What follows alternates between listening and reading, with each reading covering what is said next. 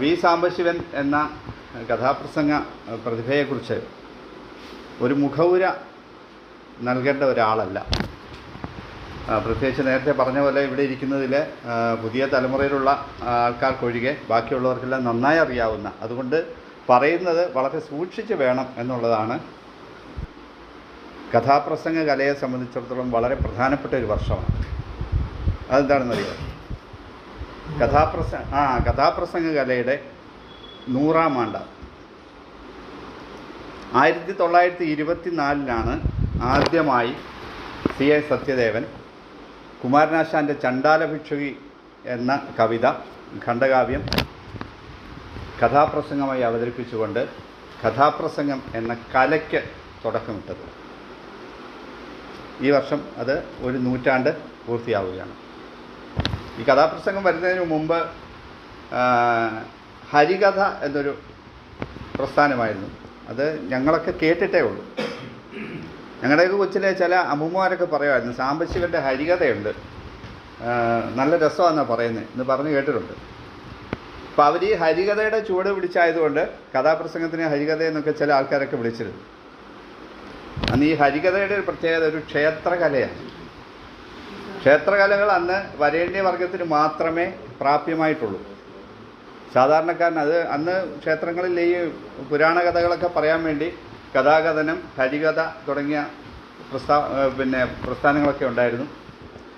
ആ ഹരികഥയിൽ നിന്ന് പുതിയൊരു സമ്പ്രദായത്തിലേക്ക് കാലുവെച്ചതാണ് C.A. സത്യദേവൻ തുടക്കം കുറിച്ച് ചണ്ടാലഭിക്ഷുകി എന്ന് പറയുന്ന കഥാപ്രസംഗത്തിലൂടെ. അത് കഴിഞ്ഞ് കുറേ വർഷങ്ങൾക്ക് ശേഷം 1929 സാംബശിവൻ ജനിക്കുന്നത്. നേരത്തെ ഇവിടെ പറഞ്ഞതുപോലെ തന്നെ വളരെ ബുദ്ധിമുട്ടുള്ള ഒരു സാഹചര്യത്തിലായിരുന്നു സാംബശിവൻ ജനിച്ചു വളർന്നത്. പഠിക്കാൻ മിടുക്കനായ ഒരു കുട്ടിയായിരുന്നു.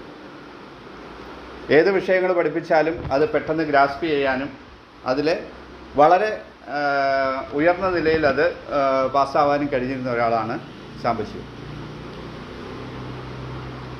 മേലോട്ട് എന്ന് പറയുന്ന വീട്ടിൽ വേലായുധൻ ശാരദ ദമ്പതികളുടെ മകനായിട്ടാണ് ജനിച്ചത്. അപ്പോൾ അന്നത്തെ കാലത്ത് സാധാരണക്കാരന് തുടർ വിദ്യാഭ്യാസമോ ഉപരിവിദ്യാഭ്യാസമോ ഒക്കെ ചെയ്യാനുള്ള സാഹചര്യങ്ങൾ കുറവായിരുന്നു. സാമ്പത്തികം ഉണ്ടെങ്കിൽ ദൂരെയൊക്കെ പോയി പഠിക്കാൻ പറ്റുള്ളൂ. ഇദ്ദേഹം ഒരു കലാകാരനായതുകൊണ്ട് ഇദ്ദേഹത്തിൻ്റെ 20-ാമത്തെ വയസ്സിലാണ് ആദ്യമായിട്ട് ചവറ തെക്കും ഭാഗത്താണ് ഇദ്ദേഹത്തിൻ്റെ വീട്. അതിനടുത്ത് ഗുഹാനന്ദപുരം എന്ന് പറയുന്ന ഒരു ക്ഷേത്രമുണ്ട്. ആ ക്ഷേത്ര മൈതാനിയിൽ ആദ്യമായിട്ട് ഇദ്ദേഹം ഒരു കഥാപ്രസംഗം, അന്ന് നിലനിന്നിരുന്ന ഒരു കഥാരൂപമായ കഥാപ്രസംഗം അവതരിപ്പിക്കുന്നത്. ചെങ്ങമ്പുഴയുടെ മനസ്സിനി എന്ന കവിതയാണ് അദ്ദേഹം കഥാപ്രസംഗമായിട്ട് അവതരിപ്പിച്ചത്. അന്ന് നാണുപാധ്യായൻ അത് ഉദ്ഘാടനം ചെയ്തത്. അന്ന് പെട്രോൾ മാക്സിൻ്റെ വെളിച്ചത്തിലാണ് ഈ കഥ അവതരിപ്പിക്കുന്നത്. ഇന്നത്തെ തലമുറകൾക്കത് പ്രതീക്ഷിക്കാൻ പറ്റാത്ത ഉത്സവപ്പറമ്പ് തന്നെ നമ്മൾക്ക് ഇല്ല ഇപ്പോൾ പുതിയ ആൾക്കാർക്ക്.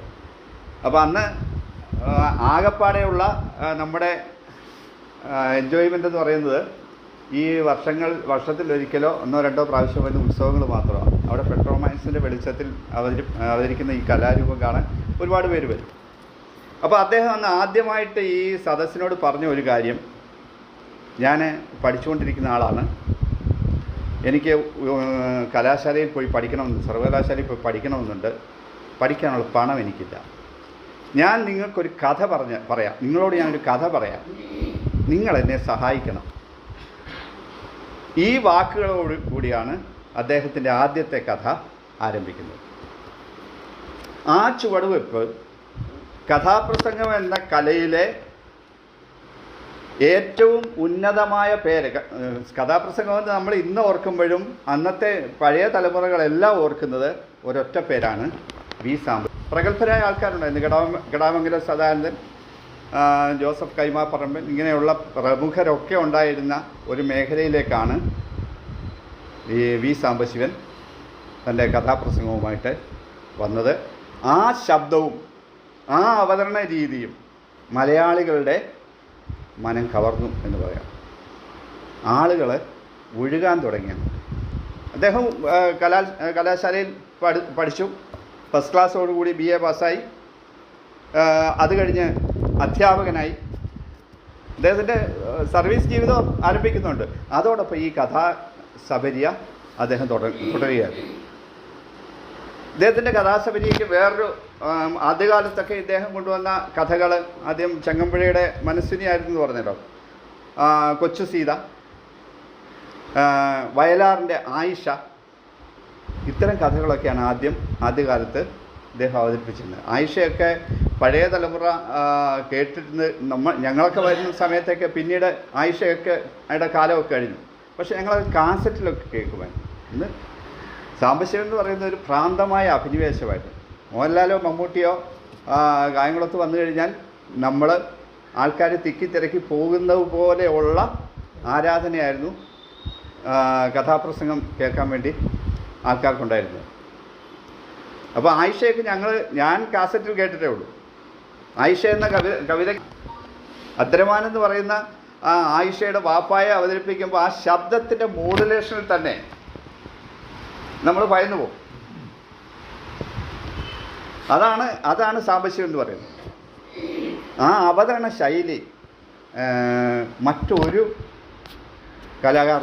കഥാപ്രസംഗ കലാകാരന്മാർക്കും ഇല്ലായിരുന്നു. കൊല്ലം ബാബുണ്ട്, ഹർഷകുമാറുണ്ട്, ഒരുപാട് പേര് ആ മേഖലയിൽ വന്നു. കഥാപ്രസംഗം അത്ര ജനകീയമായൊരു കലയായി മാറിയതുകൊണ്ടാണ്. ഓട്ടംതുള്ളൽ എന്ന് പറയുന്ന ജനകീയമായ കല വന്നിട്ടും ഈ അടുത്ത കാലം വരെ ഇപ്പോഴേ ഉള്ളൂ ക്ഷേത്രങ്ങളിലൊന്നും ഒരുപാട് പേര് പോകാത്തത്. അത്രയും കാലം നിന്ന ഒരു കലയുണ്ടായിട്ടും അതിൽ കുഞ്ചൻ നമ്പ്യാർ എന്ന് പറയുന്ന ഒരാളെ ഉണ്ടായിരുന്നുള്ളൂ എന്ന് പറയുന്നത് പോലെ ഈ കഥാപ്രസംഗ കലയിലെ അദ്വിതീയനായിട്ട് മാറുകയായിരുന്നു സാംബശിവൻ. സാംബശിവൻ്റെ ഏറ്റവും വലിയ പ്രത്യേകത എന്ന് പറയുന്നത് മലയാളികളുടെ ആസ്വാദന സംസ്കാരത്തിൽ ഒരു വലിയ മാറ്റം കൊണ്ടുവരാൻ അദ്ദേഹത്തിന് കഴിഞ്ഞു. ഒന്ന് നേരത്തെ പറഞ്ഞ വിപ്ലവത്തിൻ്റെ ഒരു സാധാരണക്കാരൻ്റെ നമ്മുടെ കേരളത്തിൻ്റെ സാമൂഹ്യ സാംസ്കാരിക മാറ്റങ്ങളിൽ വലിയ വ്യതിയാനം ഉണ്ടാക്കിയ ഒന്നാണ് കമ്മ്യൂണിസത്തിൻ്റെ വരവ്. അദ്ദേഹം സ്റ്റുഡൻസ് ഫെഡറേഷനിൽ പ്രവർത്തിച്ചു. അദ്ദേഹത്തിൻ്റെ കഥകളിലൂടെ സാമൂഹ്യ ഉത്ഥാരണത്തിനുള്ള, സമൂഹത്തിൻ്റെ നവോത്ഥാരണത്തിനുള്ള പ്രക്രിയകൾ നടത്തി. KPSC ചെയ്തതുപോലെ ഇത് ആസ്വാദകരുടെ ഇടയിലും ജനങ്ങളുടെ ഇടയിലും വലിയൊരു ചലനമുണ്ടാക്കാൻ കഴിഞ്ഞു.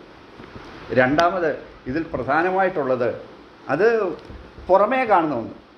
ഒരു കലയിലേക്ക് ആകൃഷ്ടരായി അതിലൂടെ നമ്മൾ വിപ്ലവത്തിലേക്ക് പോകുന്നത് മാത്രമല്ല ഇദ്ദേഹം ചെയ്ത കാര്യങ്ങളെന്ന് പറയുന്നത് വിശ്വസാഹിത്യത്തെ നമ്മൾ മലയാളികളെ സംബന്ധിച്ചിടത്തോളം നമ്മൾ വായിക്കുന്നത് നമ്മുടെ നാട്ടുകാരെഴുതിയ കവിതകളും കഥകളും ഒക്കെയായിരുന്നു അന്ന്.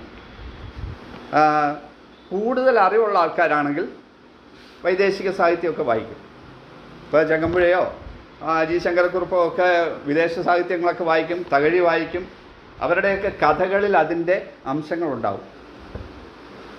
അതേസമയം നമുക്ക് സാധാരണക്കാരന് ഈ വലിയ വലിയ കൃതികൾ എത്തിപ്പെടാൻ നമ്മുടെ തടസ്സമുണ്ടായിരുന്നു.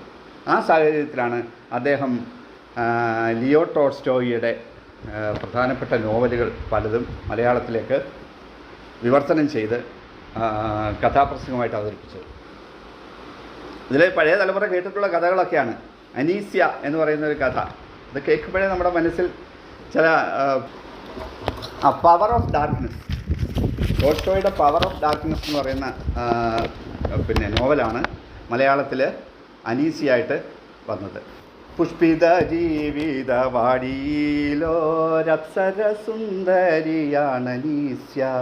ഈ വരികൾ പാടിക്കൊണ്ട് നടക്കാത്ത ആസ്വാദകരില്ല. ഇത് ഓർമ്മയില്ലേ? പുഷ്പിത ജീവിത വാടിയിലോ അപ്സര സുന്ദരിയാണ് അനീസ്യ. ഈ അനീസ്യ എന്ന് പറഞ്ഞ നോവലിനൊരു പ്രത്യേകതയുണ്ട്. അനീസ്യയിലെ നായിക വളരെ പ്രായം ചെന്ന ഒരു ഭർത്താവാണ് അവർക്കുള്ളത്. അവരെ വിട്ടിട്ട് പ്രായം കുറഞ്ഞ ഒരു വേലക്കാരനുമായിട്ട് പ്രണയത്തിലാവുന്ന ഒരു കഥയാണ്. ഇത് നമ്മുടെ ഒരു കണക്കിന് അന്നത്തെ മലയാളി സദാചാര ബോധത്തിലേക്ക് വന്നെത്തിച്ചിട്ട് പ്രയാസമായിരുന്നു. അതിനുള്ള ധൈര്യം, ആർജവം കാണിക്കാൻ സാംബശിവന് കഴിഞ്ഞു. അനീസ്യ പക്ഷേ ചെറുപ്പക്കാരുടെ ഇടയിൽ വലിയ വിപ്ലവം സൃഷ്ടി. ഒരുപാട് പേരത് കേട്ടു. ഇത് കേൾക്കാൻ വേണ്ടി ഒരുപാട് പേര് ഈ കഥാപ്രസംഗ വേദിയിലേക്ക് പോയിക്കൊണ്ടിരുന്നു. ഈ കഥാപ്രസംഗം എന്ന് പറഞ്ഞാൽ ഈ പുതിയ തലമുറ വിചാരിക്കുന്ന പോലല്ല. 20-ാം നൂറ്റാണ്ടെന്ന് പറയുന്ന കഥാപ്രസംഗത്തെക്കുറിച്ച് ഇപ്പം നേരത്തെ ഉദ്ഘാടകൻ സൂചിപ്പിച്ചു. 20-ാം നൂറ്റാണ്ട് കാഞ്ഞൂർ അമ്പലത്തിൽ വരുമ്പോഴാണ് ഞാൻ കേൾക്കുന്നത്. കേൾക്കാൻ പോകുമ്പോൾ ആ പ്രദേശം മുഴുക്ക സൈക്കിളാണ്. നമുക്കങ്ങോട്ട് അടുക്കാൻ പറ്റത്തില്ല. വളരെ ദൂരെ നിന്നുകൊണ്ടാണ് ഈ കേൾക്കുന്നത്. സാംബശിവൻ്റെ കഥാപ്രസംഗം ഉണ്ടെന്ന് കേട്ട് കഴിഞ്ഞാൽ ഈ വിവിധ പ്രദേശങ്ങളിൽ നിന്നുള്ള ആൾക്കാർ പിന്നെ കൂടുമായിരുന്നു, തിക്കിത്തിരക്കുമായിരുന്നു. അതേസമയം ഇന്ന് കഥാപ്രസംഗം ഉണ്ടെന്ന് കേട്ട് കഴിഞ്ഞാൽ അങ്ങോട്ട് പോകത്തില്ല. കാരണം കഥാപ്രസംഗത്തിൻ്റെ ഒരു കാലം, ഏത് കലയ്ക്കും ഒരു കാലപരിധിയുണ്ട്. കഥാപ്രസംഗത്തിൻ്റെ കാലം പൂർണ്ണമായിട്ട് അവസാനിച്ചെന്ന് പറയാൻ പറ്റത്തില്ല. സാംബശിവൻ്റെ മകൻ ഡോക്ടർ വസന്തകുമാർ സാംബശിവൻ, അദ്ദേഹം എൻ്റെ അധ്യാപകൻ കൂടിയാണ്. അദ്ദേഹം ഇപ്പം കഥകൾ ലോകമെമ്പാടും അവതരിപ്പിക്കുന്നുണ്ട്. അമേരിക്കയിലും ഇംഗ്ലണ്ടിലും അങ്ങനെയുള്ള വിദേശ രാജ്യങ്ങളിലും നമ്മുടെ പ്രദേശങ്ങളിലൊക്കെ പലയിടത്തും അവതരിപ്പിക്കുന്നുണ്ട്. കഥാപ്രസംഗ കല പൂർണ്ണമായിട്ടും അന്യം നിന്നിട്ടില്ല. 1964 അദ്ദേഹം ഷേക്സ്പിയറുടെ ഈ ടോൾസ്റ്റോയിയുടെ തന്നെ കുറേ കഥകൾ അദ്ദേഹം വിവർത്തനം ചെയ്തിട്ടുണ്ട്, പിന്നെ കഥാപ്രസംഗ രൂപത്തിൽ അവതരിപ്പിച്ചിട്ടുണ്ട്. അന്നാ കരീനയും ഒക്കെ അവതരിപ്പിച്ചിട്ടുണ്ട്. അതേസമയം ഷേക്സ്പിയറുടെ ഒഥല്ലോ അവതരിപ്പിച്ചതോടുകൂടിയാണ് ഇത്. ആ ഒഥല്ലോയുടെ കാസറ്റുകൾ ഇപ്പോഴും ആൾക്കാർ CD തേടി പിടിച്ച് കേൾക്കാറുണ്ട്. ഇപ്പോഴും യൂട്യൂബിലുണ്ടെങ്കിൽ അത് കേട്ടാൽ അറിയാം. അദ്ദേഹത്തിൻ്റെ മകൻ സാംബശിവൻ വസന്തകുമാർ സാറ് കഥാപ്രസംഗ രംഗത്തോട് ഇട്ട് കടന്നപ്പോൾ അച്ഛൻ്റെ മരണശേഷം 1996 സാംബശിവൻ സാറ് മരിച്ചു. അതിനുശേഷം വസന്തകുമാർ സാറ് കഥാപ്രസംഗ രംഗത്തേക്ക് കടന്നു.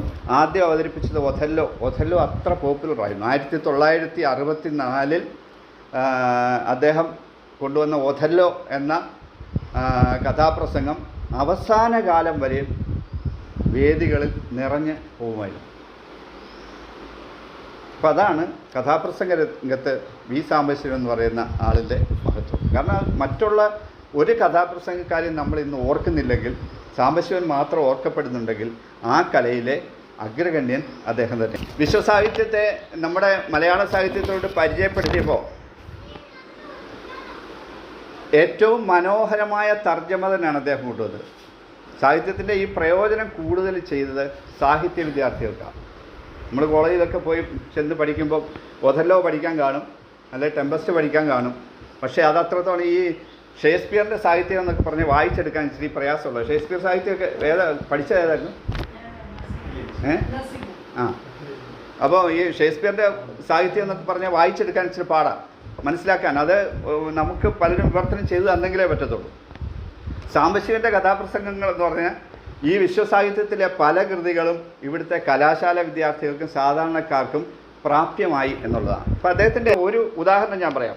ഷേക്സ്പിയറിൻ്റെ ഒരു വരിയാണ്, love a smoke and made with fumes of sighs. പ്രേമം എന്ന് പറയുന്ന ഒരു പുകയാണ്. അതായത് നെടുവീർപ്പിൻ്റെ പുകയിൽ നിന്ന് ഉണ്ടാകുന്ന ഒരു പുകയാണ് പ്രേമം എന്നുള്ള ആ വരികളെ അദ്ദേഹം എങ്ങനെയാണ്, നീണ്ട നെടുവീർപ്പിൻ നീരാവിയിൽ നെയ്ത നീലപ്പുകയാണു പ്രേമം. എത്ര മനോഹരമായിട്ട് ആ ആശയം ഒട്ടും ചോർന്നു പോകാതെ മലയാളത്തിലേക്ക് ഈ കേരളത്തിലെ സാഹിത്യാസ്വാദകർക്കും കലാസ്വാദകർക്കും വേണ്ടി ആ എന്തെങ്കിലും അതിനകത്ത് ചോർന്നു പോയിട്ടുണ്ടോ? ഒട്ടും ചോർന്നു പോയിട്ടില്ല. പക്ഷേ അതേസമയം നമുക്കും ആസ്വദിക്കാവുന്ന കേരളത്തിൻ്റെ അതേ സാഹചര്യത്തിൽ നമുക്ക് ഈ പ്രണയത്തിൻ്റെ ഈ നിർവചനത്തിൽ നമുക്ക് മനസ്സിലാക്കാൻ പറ്റും. അതാണ് ഈ പിന്നെ സാഹിത്യ വിദ്യാർത്ഥികളൊക്കെ പഠിക്കുന്നതിൻ്റെ അനുകൽപ്പനം എന്ന് പറയുന്നത്. ഒരു ഭാഷയിൽ ഉണ്ടാകുന്ന അല്ലെങ്കിൽ ഒരു സാഹിത്യ രൂപത്തെ മറ്റൊരു രൂപത്തിലേക്ക് മാറ്റിയെടുക്കും. ചിഹ്നനാനന്തര വിവർത്തനം എന്ന് പറയും, അനുകൽപ്പനം ചെയ്യുക. അതാണ് ഇവിടെ ശരിക്കും അത്ര മനോഹരമായിട്ട്. അതിൻ്റെ പിന്നെ റോമിയോ ആൻഡ് ജൂലിയ, റോമിയോയ്ക്കകത്ത് പറയുന്നത്, love when vexed is a sea nourished by lovers tears. പ്രേമം ഒന്ന് ഇളക്കി നോക്കിയാൽ അത് കവിതാക്കളുടെ കണ്ണീര് കൊണ്ടുണ്ടാക്കിയ ഒരു കടലാണെന്ന് നമുക്ക് മനസ്സിലാക്കും. അപ്പം അതിനെ അദ്ദേഹം തെല്ലൊന്നസഹ്യപ്പെടുത്തിയാൽ പിന്നൊരു കണ്ണീർ കടലാണു പ്രേമം. തെല്ലൊന്ന് അസഹ്യപ്പെടുത്തി ഒന്നിളക്കി നോക്കിക്കഴിഞ്ഞാൽ പിന്നെ കാണുന്നത് കണ്ണീർ കടലാണ് പ്രേമം. എന്നാലോചിച്ച് നോക്കിയേ, കണ്ണീരിനകത്ത് ഉപ്പുണ്ട്, കടലിൽ ഉപ്പുണ്ട്. കവിതാക്കളുടെ ഉപ്പിൻ്റെ കടലാണ് പ്രണയം എന്ന് പറയുന്നത്. അത്ര മനോഹരമായിട്ടാണ് അദ്ദേഹം ഇത്. സാധാരണ ഒരു കഥാപ്രസംഗ ആസ്വാദകനെ സംബന്ധിച്ചിടത്തോളം അതിൻ്റെ ഒരു കലയിൽ മാത്രമേ നമ്മൾ ഒതുങ്ങുന്നുള്ളൂ, അതിൻ്റെ ആസ്വാദനത്തിൽ മാത്രമേ. സാംബശിവൻ്റെ ആസ്വാദന ശൈലി, പിന്നെ കഥാകഥന ശൈലി എന്ന് പറഞ്ഞാൽ വളരെ ഗൗരവത്തിലൊരു കാര്യം പറയുമ്പോൾ തന്നെ ആ ശബ്ദത്തിൻ്റെ മോഡുലേഷനിലൂടെ അത് വേറെ ഒരു തമാശയും സൃഷ്ടിച്ചു കളയും. ഉദാഹരണത്തിന് ഒഥല്ലോയ്ക്കകത്ത് വിചിത്രമായ ഒരു കഥാപാത്രമുണ്ട്, റൊട്രിഗോ. കാഷ്യോ എന്ന് പറയുന്ന അവിടുത്തെ ഒരു പടനായകനാണ്, വളരെ ഗാംഭീര്യമുള്ള കഥാപാത്രം. അപ്പോൾ കാഷ്യോ ഇങ്ങനെ ഇരുട്ടിലൂടെ നടന്നു വരുമ്പം, അപ്പോൾ റൊട്രിഗോ എന്നുള്ള പേര് പറയുമ്പോൾ തന്നെ പുള്ളി റൊട്രിഗോ പ്രത്യേക ടോണിലാണ് പറയുന്നത്. അതിൻ്റെ പശ്ചാത്തല സംഗീതമൊക്കെ ആകുമ്പോഴത്തേക്ക് ഈ കേൾക്കുന്നവർക്ക് തന്നെ രസമാണ്. ആ ഒരു ആൾക്കാരെ പിടിച്ചു നിർത്തണമെങ്കിൽ അതിൻ്റെ എല്ലാ വശങ്ങളിലും, സാഹിത്യാംശത്തിലും കലാംശത്തിലും അവതരണ അംശത്തിലും ഒരുപോലെ ആ പ്രാഗൽഭ്യം പുലർത്തുന്നു. അപ്പം റൊട്രിഗോ ഇയാളെ കാഷ്യോയെ പിന്നെ കുത്താൻ വേണ്ടി ഇരുട്ടിൽ പതുങ്ങി നിന്നിട്ട് അപ്പം സാംബശിവൻ്റെ ഒരു അവതരണമുണ്ട്. കാഷ്യോ അങ്ങനെ നെഞ്ച് വിരിച്ച്, അദ്ദേഹത്തിൻ്റെ ശബ്ദമൊന്നും നമുക്ക് അനുകരിക്കാൻ പറ്റത്തില്ല, നെഞ്ച് വിരിച്ച് ഇരുട്ടിലൂടെ നടന്നു വരികയാണ്. അപ്പം പതുങ്ങി നിൽക്കുന്ന റൊട്രിഗോ ചാടി വന്ന് വാളുകൊണ്ടൊരു ഒറ്റ കുത്ത്. പിന്നെ ആ ബാക്ക്ഗ്രൗണ്ട് അങ്ങ് ആരടാ ഇടിച്ച ചോടി. ആ സാംബശിവൻ്റെ അവതരണമാണ്. ആ കുത്തിൻ്റെ കാഠിന്യം എത്ര ഉണ്ടെന്നോ അത് നമുക്ക് മനസ്സിലാവും. കല്യാണം നടക്കുന്ന സ്ഥലത്ത് ഈ അദ്ദേഹത്തിൻ്റെ ശബ്ദത്തിൻ്റെ മോഡുലേഷൻ ഞാൻ പറയാം. കല്യാണം നടക്കുന്ന സ്ഥലത്ത് വിരുന്നുകാരൊക്കെ വരുന്നു, നാട്ടറാ വരുന്നു, കുണ്ടറ അപ്പച്ചി വരുന്നു, കൊണ്ടുപോടാ ഒരു കെട്ട് ബീഡി, അപ്പച്ചി ഇങ്ങോട്ട് വന്നാട്ടെ, ഇരുന്നാട്ടെ, അല്ലെങ്കിൽ അങ്ങ് കിടന്നാട്ടെ. ഇന്ത്യയിലെ ഏറ്റവും നല്ല സാഹിത്യകൃതികളൊക്കെ ഉണ്ടായ സാഹിത്യമാണ് ബംഗാളി സാഹിത്യം. ബംഗാളി സാഹിത്യത്തിൽ നിന്ന് ഒരുപാട് വിവർത്തനങ്ങളൊക്കെ നമ്മുടെ മലയാളത്തിലേക്ക് വന്നിട്ടുണ്ട്. അത് പണ്ടുമുണ്ട്, ഇന്നും ഒരുപാട് ബംഗാളികൾ വന്നുകൊണ്ടിരിക്കുക. അന്ന് സർഗപരമായ ഒരു ഒഴുക്കായിരുന്നെങ്കിൽ ഇന്ന് മാൻപവറാണ് ഒഴുകിക്കൊണ്ടിരിക്കുന്നത്. പണം അങ്ങോട്ടും പോന്നു, അധ്വാനം ഇങ്ങോട്ടും വരുന്നു. നമ്മുടെ അധ്വാനവും പോയി, അപ്പം പണവും പോയി, രണ്ടും പോയി. അപ്പം ബംഗാൾ സാഹിത്യം എന്ന് പറഞ്ഞാൽ രവീന്ദ്രനാഥ് ടാഗോർ ഉൾപ്പെടെയുള്ള വലിയ വലിയ സാഹിത്യകാരന്മാരെല്ലാം ബംഗാളിലാണ്. സത്യജിത് റേ എന്ന് പറയുന്ന ഓസ്കാർ കിട്ടിയ സിനിമാക്കാരൻ ബംഗാളിലാണ്. ഇന്ത്യൻ സാഹിത്യത്തിലെ ഏറ്റവും കൂടുതൽ പ്രതിഭകളുള്ളത്, പ്രതിഭാധനരായ സാഹിത്യകാരന്മാരുള്ളതും സാഹിത്യകൃതികളുള്ളതും ബംഗാളിലാണ്. ബംഗാളിൽ നിന്നുള്ള നിരവധി കൃതികൾ സർവകലാശാല. ഈ ബംഗാൾ സാഹിത്യത്തിൽ നിന്ന് ബിമൽ മിത്രയുടെ നോവലുകളൊക്കെ പ്രതി ഹാജരുണ്ട്. നേരത്തെ പറഞ്ഞ പ്രതി മുജരിം ഹാജർ എന്ന് പറയുന്ന പ്രതി ഹാജരുണ്ടെന്നുള്ളത് പ്രതി എന്ന പേരിൽ ഇവിടെ കഥാപ്രസംഗമായിട്ട് അവതരിപ്പിച്ചിട്ടുണ്ട്. അതുപോലെ 20-ാം നൂറ്റാണ്ടിൻ്റെ കാര്യമാണ് നേരത്തെ പറഞ്ഞത്. 20-ാം നൂറ്റാണ്ട് അവതരിപ്പിക്കുന്ന സമയത്ത് 1975-കളിലാണ്. അപ്പോൾ അടിയന്തരാവസ്ഥ പ്രഖ്യാപിച്ചിരിക്കുന്ന സമയമാണ്. ബിമൽ മിത്രയുടെ 20-ാം നൂറ്റാണ്ട് അവിടെ അവതരിപ്പിക്കുന്നു.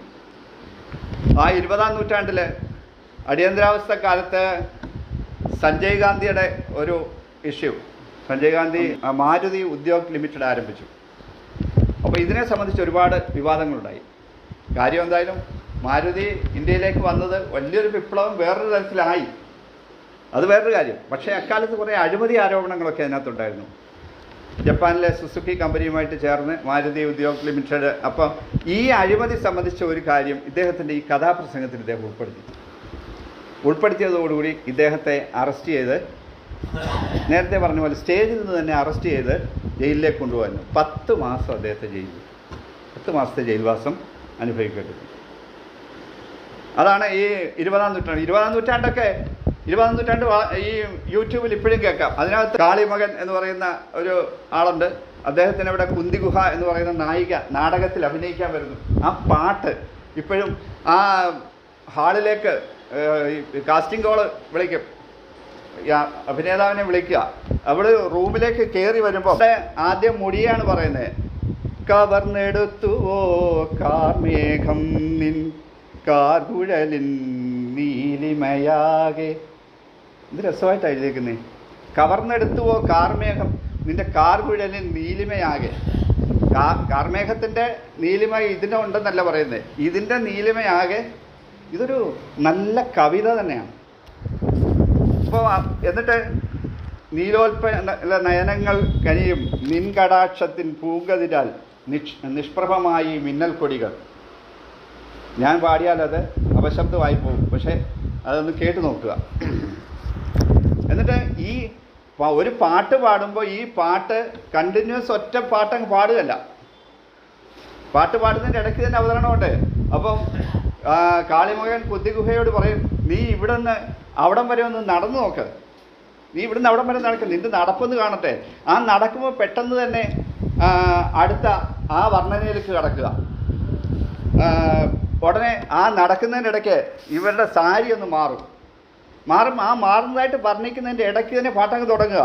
അമൃത കലശങ്ങൾ എറിഞ്ഞുടച്ചുവോ അപ്സരസ്സുകൾ എന്ന് പറയുന്ന അങ്ങനെ മനോഹരമായ ഒരു കവിതയാണ് ഇത്. ഇത്ര വളരെ ഇപ്പോഴത്തെ തലമുറയിലുള്ളവരും ഇത് കേട്ടിട്ടില്ലെങ്കിൽ 20-ാം നൂറ്റാണ്ട് ഇപ്പോൾ ഇതിനകത്തുണ്ട്, യൂട്യൂബിലൊക്കെ കിട്ടും. അത് കേട്ട് നോക്കിയാൽ അറിയാം. ഞാൻ പാടിക്കുളവാക്കിയത് കൊണ്ട് ഉള്ള കുഴപ്പമേ ഉള്ളൂ. അത് കേട്ട് കഴിയുമ്പോൾ നിങ്ങൾക്ക് മനസ്സിലാവും. അങ്ങനെ ഈ ഇദ്ദേഹത്തിന് പിന്നെ കേരളത്തിലും വിദേശത്തുമൊക്കെ ഒരുപാട് പരിപാടികൾ അവതരിപ്പിച്ചിട്ടുണ്ട്. ഇദ്ദേഹത്തിന് നല്ലൊരു ടീം എപ്പോഴും കൂടെ ഉണ്ടായിരുന്നു. ഹാർമോണിയത്തിനും തബലയിൽ കൊച്ചി രാജപ്പൻ, വെൺമണി വിജയകുമാർ. ഈയിടെ വെൺമണി വിജയകുമാറാന്ന് തോന്നുന്നത്, ആരോ മരിച്ചെങ്ങനെ കേട്ട്. കടവൂർ മധു, ചങ്ങനാശ്ശേരി രാജൻ ഇദ്ദേഹത്തിൻ്റെ സ്ഥിരം ടീമായിരുന്നു. അപ്പം ഇത് കേട്ടിട്ടില്ലാത്ത പഴയ തലമുറയിൽ ആരുമില്ല.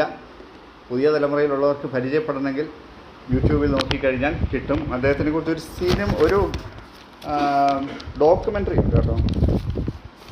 ആ ഡോക്യുമെൻ്ററിയുടെ പേര് ഇത് അടിക്കുമ്പോൾ അതിനകത്ത് കിട്ടും.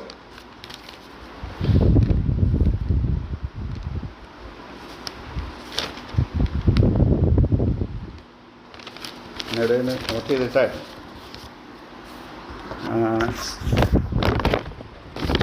സാംബശിവൻ നിലാവിൻ്റെ പുത്രനെന്നോ മറ്റോ പേരുള്ള ഒരു ഡോക്യുമെൻ്ററി അത്രത്തോളം എഫക്റ്റീവ് അല്ല എങ്കിലും ഇദ്ദേഹത്തിൻ്റെ കഥകളൊക്കെ എവിടെയെങ്കിലും കിട്ടുകയാണെങ്കിൽ കേട്ട് നോക്കുക.